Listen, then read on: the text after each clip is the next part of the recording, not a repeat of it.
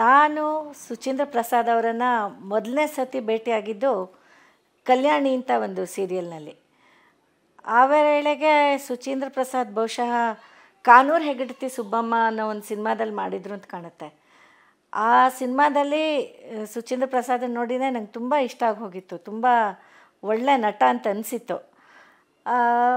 ಆದರೆ ಅವನ ಜೊತೆನೇ ನಾನು ಕಲ್ಯಾಣಿನ ಒಂದು ಸೀರಿಯಲಲ್ಲಿ ಲಿಂಗದೇವರು ಅಂತ ನಿರ್ದೇಶಕರು ಅವ್ರ ಜೊತೆನೇ ಆ ಧಾರಾವಾಹಿಲಿ ಮಾಡಬೇಕಾಗಿ ಬಂದಾಗ ನನಗೊಂಥರ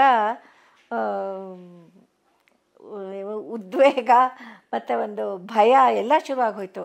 ಯಾಕೆಂದರೆ ಅಷ್ಟು ಒಳ್ಳೆ ನಟನ ನಾನು ಒಂಥರ ನೋಡಿರಲಿಲ್ಲ ಇತ್ತೀಚಿನ ದಿನಗಳಲ್ಲಿ. ಅಂಥ ಒಳ್ಳೆ ನಟನ ಜೊತೆ ನಾನು ನಟಿಸೋವಂಥ ಒಂದು ಅವಕಾಶ ಸಿಕ್ಬಿಡ್ತಲ್ಲ ಅಂತ ನಂಗೆ ತುಂಬ ಖುಷಿಯಾಗಿ ಹೋಗಿತ್ತು. ಆಗ ಅಷ್ಟು ಏನು ನಾವು ಒಡನಾಟ ಹೆಚ್ಚಾಗಿರಲಿಲ್ಲ. ನಾವು ಒಟ್ಟಿಗೆ ಸೀರಿಯಲಲ್ಲಿ ಮಾಡ್ತಿದ್ರು ಕೂಡ ಅವ್ರು ಸ್ವಲ್ಪ ಬಿಗು ಸ್ವಭಾವದಲ್ಲೇ ಇರ್ತಿದ್ರು ಅಂತ ನನಗೆ ಅನ್ನಿಸ್ತಾ ಇತ್ತು. ಆದರೆ ಆಮೇಲೆ ಹೋಗ್ತಾ ಹೋಗ್ತಾ ಅವ್ರು ಆ ಥರದ ವ್ಯಕ್ತಿ ಅಲ್ಲ ಅನ್ನೋದು ಅನುಭವಕ್ಕೆ ಬರ್ತಾ ಹೋಯಿತು.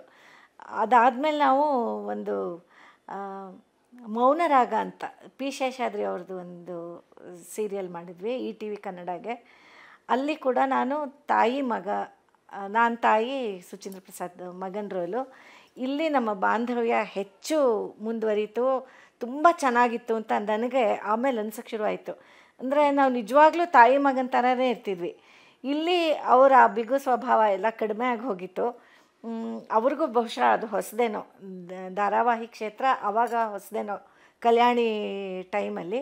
ಬಟ್ ಮೌನರಾಗ ಶುರುವಾಗೋ ಹೊತ್ತಿಗೆ ಅದೆಲ್ಲ ಹೊಟ್ಟೋಗಿತ್ತು. ಆಮೇಲೆ ನಮ್ಮಲ್ಲಿ ತುಂಬ ಒಳ್ಳೆ ತಾಯಿ ಮಗನ ಸಂಬಂಧ ಹೇಗಿರುತ್ತೋ ಹಾಗೇ ಇರ್ತಿತ್ತು. ಕತೆ ಕೂಡ ಹಾಗೇ ಇತ್ತು. ನಮಗೆ ಒಂದು ಬೇಸಿಗೆ ಶುರುವಾಗೋಕ್ಕೆ ತುಂಬ ಅನುಕೂಲವಾಗಿತ್ತು. ಮತ್ತು ಅಲ್ಲಿ ಒಂದು ಕೃತ್ರಿಮತೆಯೇ ಇರಲಿಲ್ಲ. ಅಷ್ಟರ ಮಟ್ಟಿಗೆ ನಮ್ಮ ಸ್ನೇಹ ಇರ್ತಿತ್ತು.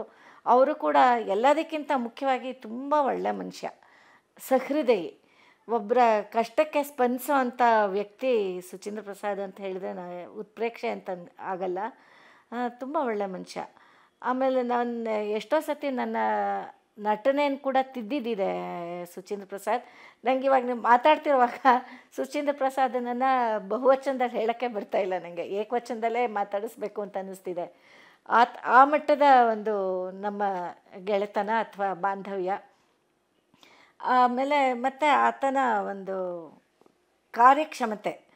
ಏನಾದರೂ ಒಂದು ಕೆಲಸ ಮಾಡಬೇಕು ಅಂತಂದರೆ ಅದರಲ್ಲಿ ತನ್ನನ್ನು ತಾನು ಪೂರ್ತಿ ತೊಡಗಿಸ್ಕೊತಾ ಇದ್ದ.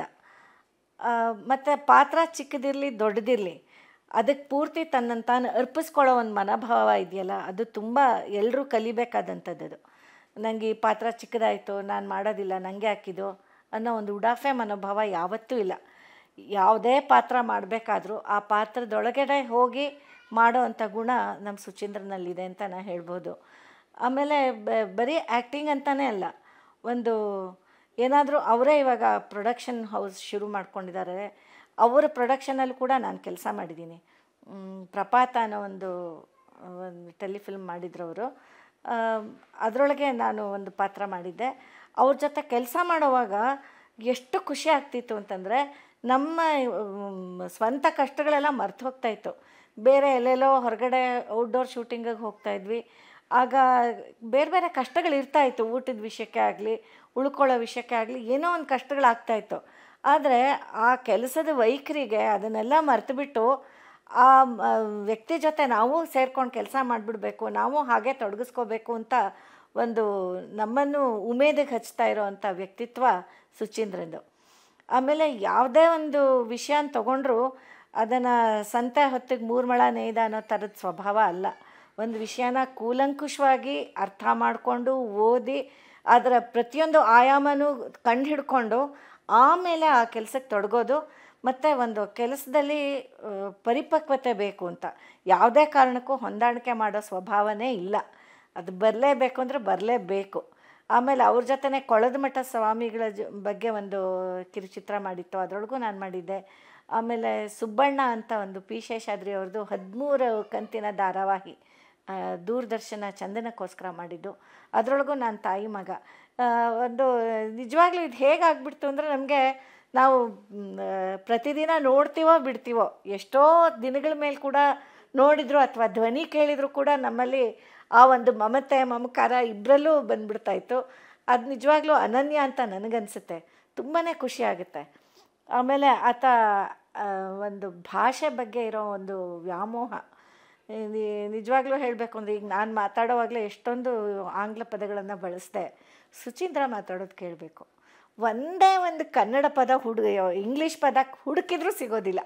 ಅಷ್ಟು ಏನು ಕರಾರುವಾಕ್ಕಾಗಿ ಅಚ್ಚುಕಟ್ಟಾಗಿ ಬರೀ ಕನ್ನಡದಲ್ಲೇ ಮಾತಾಡ್ತಾನೆ. ಮೂಲತಃ ಅವರು ಹಿಂದಿಯವನು ಅಂತ ಕಾಣುತ್ತೆ.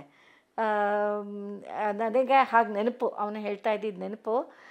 ಕರ್ನಾಟಕದಲ್ಲಿ ತುಂಬ ವರ್ಷಗಳ ಹಿಂದೆಯೇ ಅವರ ಹಿರೀಕರು ಬಂದು ನೆಲೆಸಿ ಇಲ್ಲಿ ಕನ್ನಡ ಕಲಿತು ಈ ಮಟ್ಟಕ್ಕೆ ಕನ್ನಡನ ಸುಚೀಂದ್ರ ಮಾತಾಡೋದು ಕೇಳಿಬಿಟ್ರೆ ನಿಜವಾಗ್ಲೂ ಕನ್ನಡದಲ್ಲಿ ಪ್ರಕಾಂಡ ಪಂಡಿತರು ಅಂತ ಅನಿಸ್ಕೊಂಡಿರೋರೆಲ್ಲ ನಾಚ್ಕೊಂಡು ತಲೆ ತಗ್ಗಿಸ್ಬೇಕು. ಆ ಮಟ್ಟದ ಅಭಿಮಾನ, ಭಾಷಾಭಿಮಾನ ಸುಚೀಂದ್ರಂದು. ಇದು ನಿಜವಾಗ್ಲೂ ಖುಷಿ ಕೊಡುತ್ತೆ. ಏನೋ November 1 ಬಂದಾಗ ರಾಜ್ಯೋತ್ಸವ ಅಂತ ಹೇಳ್ಕೊಂಡು ಕನ್ನಡ ಕನ್ನಡ ಅಂತ ಅವತ್ತೊಂದಿನ ಎಲ್ಲ ಕಡೆನೂ ಮಾತಾಡ್ಬಿಡ್ತಾರೆ. ಒಂಥರ ಕಾಂಪಿಟೇಷನ್ಗಳಿಡ್ತಾರೆ, ಕನ್ನಡದಲ್ಲಿ ಮಾತಾಡಬೇಕು, ಒಂದು ಆಂಗ್ಲ ಪದ ಕೂಡ ಬಳಸಬಾರ್ದು ಅಂತ ಅವ್ರಿಗೆ ಬಹುಮಾನ ಅಂತ ಹೇಳಿಬಿಟ್ಟೆಲ್ಲ ಇಡ್ತಾರೆ. ಆದರೆ ಸುಚೀಂದ್ರನ ಜೊತೆ ಕನ್ನಡದಲ್ಲಿ ಮಾತಾಡುವಾಗ ತುಂಬ ಎಚ್ಚರವಾಗಿರಬೇಕು. ಯಾಕೆಂದರೆ ಅವನು ಒಂದೇ ಒಂದು ಆಂಗ್ಲ ಪದನೂ ಬಳಕೆನೇ ಮಾಡೋದಿಲ್ಲ. ಆ್ಯಕ್ಚುಲಿ ಅವನ ಜೊತೆ ಮಾತಾಡುವಾಗ ನಾನು ಆಲ್ಮೋಸ್ಟ್ ಎಷ್ಟೊಂದು ಇಂಗ್ಲೀಷ್ ಬರ್ತಾಯಿದೆ, ಬಹುತೇಕ ನಾನು ಕನ್ನಡದಲ್ಲಿ ಮಾತಾಡ್ತೀನಿ. ಆದರೆ ಅವನ ಜೊತೆ ಮಾತಾಡುವಾಗ ವಿಶೇಷವಾಗಿ ಎಚ್ಚರ ವಹಿಸಬೇಕು. ಯಾಕೆಂದರೆ ಅವನು ಅಷ್ಟು ಅದ್ರ ಬಗ್ಗೆ ಪ್ರಜ್ಞಾಪೂರ್ವಕವಾಗಿ ಕನ್ನಡದಲ್ಲಿ ಮಾತಾಡ್ತಾ ಇರ್ತಾನೆ. ಇದೊಂದು ನನಗೆ ತುಂಬ ಇಷ್ಟವಾದ ಗುಣ ಅವನಲ್ಲಿ. ಆಮೇಲೆ ಹಿಂದೆ ಹೇಳಿದಾಗೆ ಅವನು ಸಹಾಯ ಹಸ್ತ ಚಾಚೋದ್ರಲ್ಲಿ ಮೊದಲು ಯಾರೇನ ಕಷ್ಟ ಆಗ್ತಾಯಿದ್ರು ಯಾರಾದರೂ ಮಾಡಲಿ ಅಂತ ಕಾಯೋ ಸ್ವಭಾವದಲ್ಲ ಅವನು. ತಾನೇ ಹೋಗ್ಬಿಟ್ಟು ತಂದೆ ಮೊದಲು ಸಹಾಯ ಹಸ್ತ ಚಾಚ್ತಾನೆ. ಈ ಗುಣ ತುಂಬ ಜನದಲ್ಲಿ ಇರೋದಿಲ್ಲ. ಎಲ್ಲರೂ ಒಂದು ಸಂದರ್ಭದಲ್ಲಿ ನುಣುಚ್ಕೊಳ್ಳೋಕೆ ಪ್ರಯತ್ನ ಪಡ್ತಾರೆ, ಆದರೂ ಸುಚೀಂದ್ರ ಹಾಗಲ್ಲ. ಎಲ್ಲದನ್ನು ತನ್ನದೇ ಬಾಧ್ಯತೆ ಅನ್ನೋ ಒಂದು ಥರದಲ್ಲಿ ಅವನು ತೊಡಗಿಸ್ಕೋತಾನೆ. ಇದು ತುಂಬ ಖುಷಿಯಾಗುತ್ತೆ. ಈ ಸ್ವಭಾವ ಒಂಥರ ಏನು, ಎಲ್ಲರೂ ಅದನ್ನು ಅನುಕರಿಸಬೇಕಾದಂಥ ಸ್ವಭಾವ. ಮತ್ತು ಧೈರ್ಯವಂತ, ವಿಪರೀತ ಧೈರ್ಯವಂತ. ಒಂಥರ ಯಾರ ಹಂಗಿಗೂ ಒಳಪಟ್ಟಿಲ್ಲ. ತಾನು ಏನು ಮಾಡಬೇಕು ಅಂತ ಅಂದ್ಕೊಂಡಿದ್ದಾನೋ ಅದನ್ನು ಸಾಧಿಸೇ ತೀರ್ತಾನೆ. ಇವ್ರಿಗೆ ಅವರ ಕೈಕಾಲು ಹಿಡಿಬೇಕು, ಇವ್ರ ಕೈಕಾಲು ಹಿಡಿಬೇಕು, ಅಯ್ಯೋ ನನಗೆ ಯಾಕಪ್ಪ ಅನ್ನೋದಲ್ಲ. ಹೇಗೋ ಮಾಡಿ ಆ ಕೆಲಸನ ಸಾಧಿಸ್ತಾನೆ. ಆ ಛಲ ಅಂದರೆ ಒಳ್ಳೆ ಕೆಲಸ ಮಾಡೋದ್ರೊಳಗೆ ಅವನಿಗಿರೋ ಛಲ ಯಾರಿಗೂ ಬರಲ್ಲ, ಬರಬೇಕು, ಬಂದರೆ ಒಳ್ಳೆಯದು. ಇದು ತುಂಬ ಒಳ್ಳೆಯ ಗುಣ ಅಂತ ನನಗನ್ಸುತ್ತೆ. ಮತ್ತು ಇನ್ನೇನು ಹೇಳೋದು, ಬಹುಶಃ ಅವನ ಬಗ್ಗೆ ಯಾರು ಅವನ ಬಗ್ಗೆ ಮಾತಾಡಿ ಅಂತ ಕೇಳಿದರೂ ಇದೇ ಮಾತುಗಳನ್ನೇ ಹೇಳ್ತಾರೆ ಅಂತ ನನ್ನ ನಂಬಿಕೆ. ಯಾಕೆಂದರೆ ಇದನ್ನು ಬಿಟ್ಟು ಬೇರೆ ಏನೂ ಹೇಳೋಕ್ಕೆ ಸಾಧ್ಯನೇ ಇಲ್ಲ. ಆದರೆ ಅವನಿಗೆ ಒಂದು ವಿಷಯ, ಅವನು ಕೆಲಸದಲ್ಲಿ ಅನಾದರ ತೋರಿಸಿದ್ರೆ ಮಾತ್ರ ಅವನಷ್ಟು ಕೋಪಿಷ್ಟ ಯಾರೂ ಇಲ್ಲ ಅಂತ ನಾನು ಅನ್ಕೋತೀನಿ. ಕೋಪಿಷ್ಟ ಅಂತಂದರೆ ಹಾರಾಡೋದು ಕೂಗಾಡೋದು ಅಲ್ಲ, ತನ್ನ ಅಸಮಾಧಾನನ ಹೇಗೋ ಒಂಥರ ಪ್ರಕಟಪಡಿಸ್ಕೋತಾನೆ. ಅದರಿಂದ ಬೇರೆಯವ್ರಿಗೆ ಒಂದು ಅಪರಾಧಿ ಪ್ರಜ್ಞೆ ಕಾಡಬೇಕು. ಓಹೋ, ನಾನು ಹೀಗೆ ಮಾಡಿದ್ದಕ್ಕೆ ಹೀಗಾಗಿದೆ, ಪ್ರತಿಕ್ರಿಯೆ ಸುಚೀಂದ್ರಂದು ಹೀಗಿದೆ ಅಂತ ಅವ್ರಿಗಾಗೆ ಅನಿಸಿ ತಿದ್ಕೋಬೇಕು. ಆ ಮಟ್ಟದ ಥರ ಎಲ್ಲರನ್ನೂ ಒಂದು ಕೆಲಸದಲ್ಲಿ ತೊಡಗಿಸ್ಕೊಳ್ಳೋ ಈ ಗುಣ ನನಗೆ ತುಂಬ ಇಷ್ಟ ಆಗುತ್ತೆ. ಅವನ ಜೊತೆ ಹೆಚ್ಚೆಚ್ಚು ಕೆಲಸ ಮಾಡಬೇಕು ಅಂತ ನನಗಾಸೆ. ಆದರೆ ಈ ಕೆಲವು ದಿನಗಳಿಂದ ಅದು ಸಾಧ್ಯ ಆಗ್ತಾಯಿಲ್ಲ.